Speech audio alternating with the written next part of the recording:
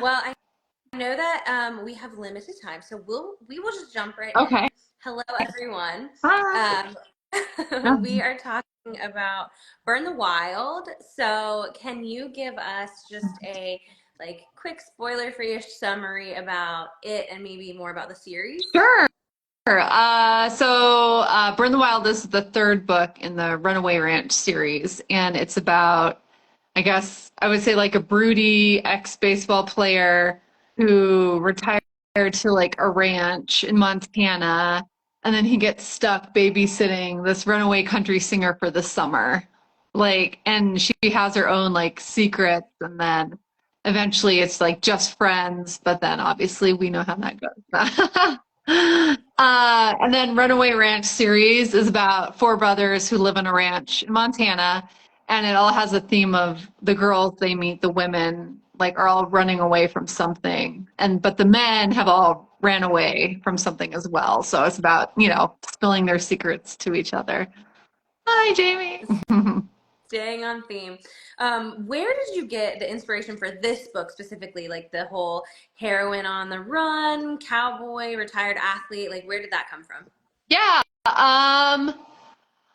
For Ford, when I first started writing the first book, I needed like a job and I kind of wanted like a trope to be like sports. And then my dad played baseball. And so I've always like loved baseball. So I kind of just like used that. So I got to like ask my dad some questions. And then the Montgomery brothers have like the youngest brother. He was in the Nashville Star book, the very last one. So I wanted like a girl who wasn't a woman who wasn't running away from like abuse or something. So I needed like another way to get her to the ranch. So I was like, I'll use like the last brother. So it kind of morphed into like a country singer. So, and I wanted them to have like similar like ties to fame so they could like relate to each other and kind of he could help her out and stuff. So, Yeah, yeah. that makes sense. Yeah. Well, both characters they do have like very distinct personalities. They are Mhm. very much like opposites. Yeah. So, how do you navigate writing different points of view? Um, let's see. It's a good question. I just really like, I know I'm ready to write the book when I like start hearing like the voices and like, in my head for the characters. And I keep like a Word document or like on my phone a notes app of like what this character would say. And they just always come up with like their distinct voice. Sometimes like it's a quote and I'm like, that's not what Ford would say. It would go to like this brother. So it's just kind of when they start talking to me and yeah, I don't know how to explain it, but So, are you like a plotter or do you just kind of wing it? so I like used to be a total like wing it like a long time ago, but now I do both like a planster. I'll have like a loose outline. Like I know where I want it to go and like scenes I want to happen, but then um like there's gaps, so then I like allow myself to go back and fill it in. And I always write the mystery last. Like I know like what it is, but but not really. So like at the end of the second draft, I'll like know like what's gonna happen, and then they'll go back and like fill in like the pages I bookmarked for like that plot. So I love that. yeah. Well, so Reese, like you mentioned, country star, Mhm. she has, I don't want to give too much away, but she's in this position where she has been kind of like shackled and really like, you know, exploited Yeah. for a long time. And she's at this place where she's kind of taking back her own power and autonomy. So, why was that an important story that you wanted to tell? Oh man. I don't know. I think I wanted to tell that type of story because I was, doing some research and read the Britney Spears her not documentary, her autobiography. I just felt like really sad for her, and I kind of wanted to give like a little bit better of a happy ending. Um, and sometimes I think it's important. I feel like sometimes your circumstances make you like sad or depressed, and like some people don't realize that like to get out of those it would be like so beneficial. So I wanted to like really like write someone who was fighting to like be free of like her darkness and that's not to say you're fixed, but like it definitely helps, I feel like. Well, I'm glad that I mean, Yeah. I guess spoiler Yeah. HEA, but like Yeah. I'm glad that her story Yeah. on such a happy note. Definitely. Ford, on the other hand, he's such an interesting character too because he's living with these different regrets and Yeah. obviously learn them as you read, but he also comes from like a very masculine, like athletic background. Mhm. So why did you want to tell that story of like an emotionally evolving man in like a very masculine environment? That's like such a good question. I really didn't like when I first started writing, I didn't really like think a ton about, I'm gonna make this like super masculine guy, go to therapy and stuff. But um I think that like with not spoilers, but like with his like the accident he had and how people when he was a ball player, how, people try to get him to sweep it under the rug. And I think it's like his coach like was the one person who made him get help. So I think it's like if you have that one person in your life like that can, get you to get help, like Reese meets Ford, I think that I kind of wanted to show, that like someone always hopefully out there cares about you and will like, push you to do the right thing. So even if like you don't want to or don't know how. Yeah, and those relationships are just so invaluable. Like you don't even know until. Yeah. Yeah, no, Well, definitely. And like his brothers, like they think it's, they act like the big tough cowboy act, but you know what I mean? But they're still open to it and they're not gonna like be mean or make fun of them. So I don't know. I just like love that. I think I don't know how it is in like, but I feel like it's romance is like, happy endings. So they're gonna be more supportive maybe than the real world would be. But well, that's it's why we love men written by women. exactly, exactly. So Well, we've already touched on several, but this book does cover a lot of heavier mhm. topics: abuse, trauma, mental health, these kinds of things. So, what is your approach to writing them like with care and sensitivity? Yeah. I was gonna be like tapping into my own trauma, and I was kidding, but that's number one. That's I always think like doing research and like for Reese, I read like the Britney Spears and like just did some research online with like celebrities, kind of like getting uh that like point of view. But then I joined like the trauma. There's like a Facebook group with trauma. It's called Trauma Fiction, where you can like go post your own questions and then people reply. And I that was like such a great resource because you can ask people if they don't mind if you like bother them for information and like that. I feel like that's a really good way to like almost have like a sensitivity reader because you can get their honest experience and then, be like, hey, do you mind? I'm writing. Obviously, they know you're writing a book, but they don't mind volunteering their information. So that it's like a great way to kind of cover all your bases for That that. sounds like such a helpful resource. Mhm. You know, I've used them for like every book I've written. I pop in there and you're like, hey, like, this character, has a gunshot wound or like, like what is the technique or like even with mental health or my last book was about a death doula and like it asked some people in there. So I think it's a really great way to get like a lot of different opinions. wow, I've never even heard of Yeah. that. So that's so I interesting. That's yeah.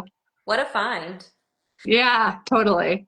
Well, we've already touched on the brothers, but like family is also kind of a major running theme throughout the book and series. So I want to know what is the most fun about writing a big family? Oh my gosh. I just love like the banter and the conversations. And I don't have like a huge family, but I think that sometimes it would be annoying at times, but also I love writing like the chaos because I just like would feel like being around like all those people and having a huge family would be like so chaotic. But I know personally I would probably hate it.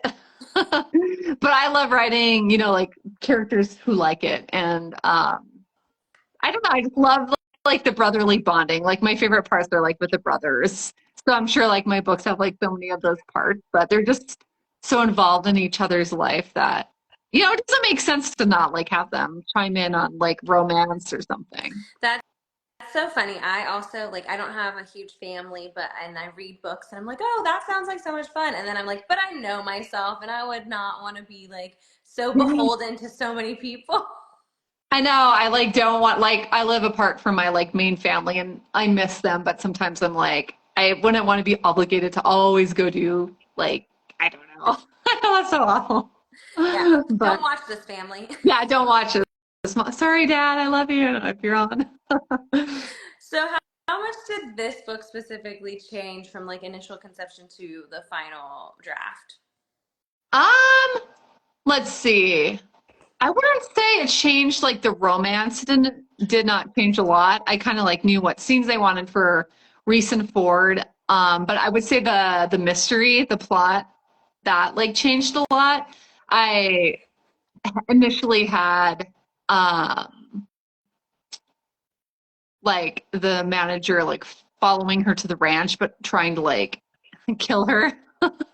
Like, so she was involved in like accidents on the farm, but like they would like find out it wasn't accidents. But then it started getting too much, and I was like, I need to like, like condense this. So on the second draft, I came up with like the new plot, mystery, suspense. So Yeah, that was a good one. I always am so intrigued when like the romantic suspense part of yeah. stories because like I feel like I'm always so shocked. Yeah, I feel whenever I try to plot the like I've tried to write books in the past before that were like thrillers or suspense, and whenever I try to like plot out the suspense, it never works. Whenever I just like let it flow and like come to me over like the course of like 3 months, like I can come up with like the idea like it just somehow it always works out. I say knock on wood, no. Well, But this one was a great one. I really okay. enjoyed the mystery part of it. Thanks. Thank you. If readers could take away just one thing from this story, what would you want that to be? Oh man.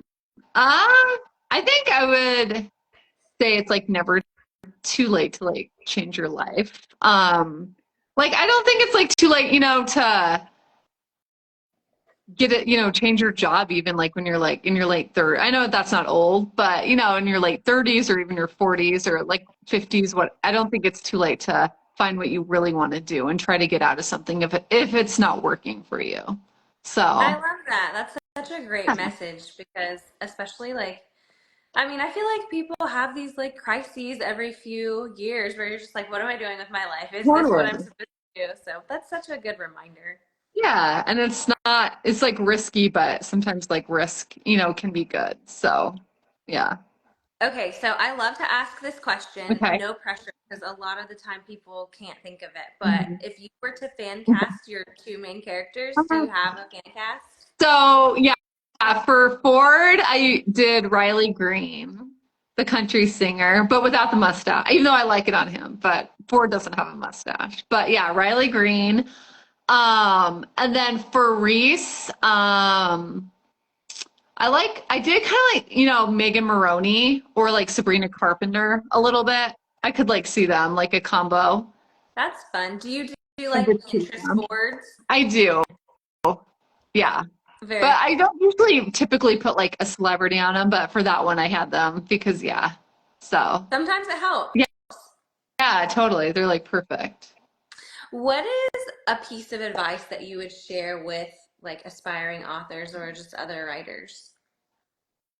I would say I would say don't be afraid to ask people like other writers. Yeah, I would say like but you have to ask the right way, right? You just can't, be brazen and pop in, but make friends with them but I don't be afraid to ask people. Like I've asked like other writers early in my career and people have been so nice and like they want to help you. Um, so yeah, I would say don't be afraid to ask for help or like just advice. Yeah. I think Yeah. that is like one of the scariest things. I mean, just like popping into someone's inbox and be like, help Yeah. me. Yeah, I was friends with like an author for a long time on Facebook, like 10 years ago. And when I wrote my first book, I like asked her, I was like, would you read my book for me? And she agreed. And she was like, a traditionally published author. And she like helped me edit it and like sent me an editorial letter. And yeah, it was, and she's, yeah, it was great. Like I never would have got that if I wouldn't have asked. So Yeah, that's so amazing. People are so much kinder than we give them credit for. definitely. Oh, let's see something. I was just like reading Um, the comment. yeah, they said, what made you transition from writing in third point of view to first? I would say, honestly, I feel like people hate third point of view. I, yeah, I feel like I didn't get like a lot of hate, but it was so like irritating when people would comment like, I hate third person. I'm like, oh my gosh. So and then I wanted to switch it up writing first for my cowboy. And then, I like both. I feel like third person, you can kind of be like, what is it? Omniscient? I don't know where you like see everything. Like, Omnipotent?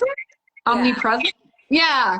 And you can kind of like write from both sides, but then I love first person because I feel like you really get to, like into the character. So I'll probably write both eventually, but I think I'll stick with first for a while. So what is next for you? Like what's coming up this year? Yeah.